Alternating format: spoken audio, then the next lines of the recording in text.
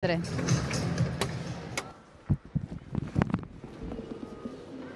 мен фоетето падна. Ама що, какво да прави на фоетето? Оплет сега, когато го видях, че лентата й беше на падиома целия. Няма значение, тя трябва да спря. Оплет се суреда. Между другото, имам стрес. Направо. Да беше на лента. Как се направила? Това направи ли сте? Беганчо тренира. Беганчо обаче тренира. Беганчо изигра 100 без грешно.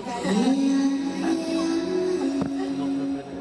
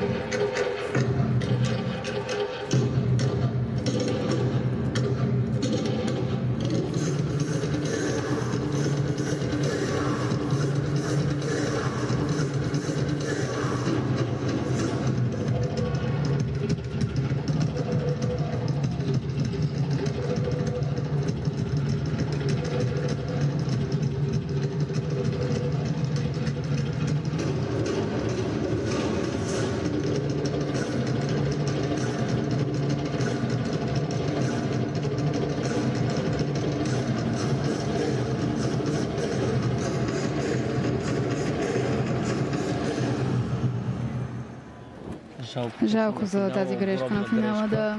Изпускане извън терена, една точка наказание в риск. Се отрази много на оценката. Имаше проблем в един от бумеранзите, нямаше връщане на уреда. Резултат, което значи, че в квалификацията тя изиграла много силно своето съчетание. Но за съжаление сега не успя да го покаже по този начин. Там тя получи от оценка 27 точки и въпреки това, че завърши на 27-о място в многобоя, успя да... Заради сериозни грешки, то така като от Бразилия се класира. Виждаме отстрани на килимите как тренировките продължават и как състезателите, които от Америка, които приключиха преди малко своето състезание, продължават да тренират асистенти. Да, това коментирахме малко по-рано, че Меганчо, която беше с първи стартов номер, продължава